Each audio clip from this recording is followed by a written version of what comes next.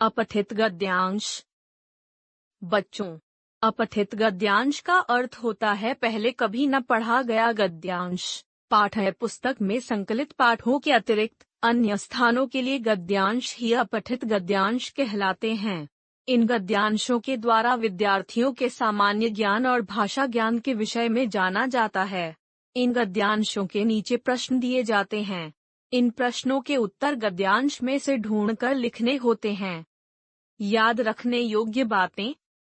पहले गद्यांश को 2-3 बार पढ़िए ताकि समझ में आ जाए।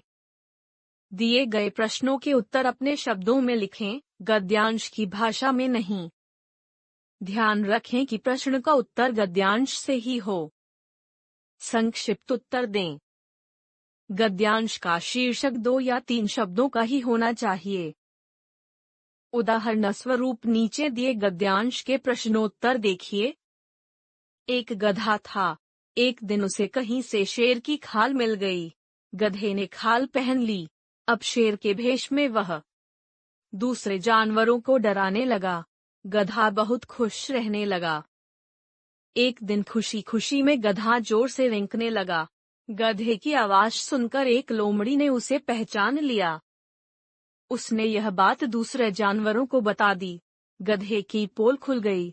सभी जानवर उस गधे पर टूट पड़े। सच है, ढोंग ज्यादा दिन तक नहीं चलता। प्रश्न: गधे को किस जानवर की खाल मिल गई? उत्तर: गधे को कहीं से शेर की खाल मिल गई। प्रश्न 2: गधा दूसरे जानवरों को कैसे डराने लगा? उत्तर: वह शेर के भेष में दूसरे जानवरों को डराने लगा। प्रश्न 3: गधे ने खुशी खुशी में क्या किया?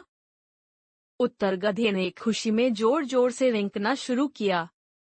प्रश्न 4: गधे की आवाज सुनकर किसने उसे पहचान लिया? उत्तर: गधे की आवाज सुनकर एक लोमड़ी ने उसे पहचान लिया। प्रश्न 5: इन पंक्तियों से क्या शिक्षा मिलती है? उत्तर: हमें ढोंग से बचना चाहिए। ढोंग ज्यादा दिन तक नहीं चलता।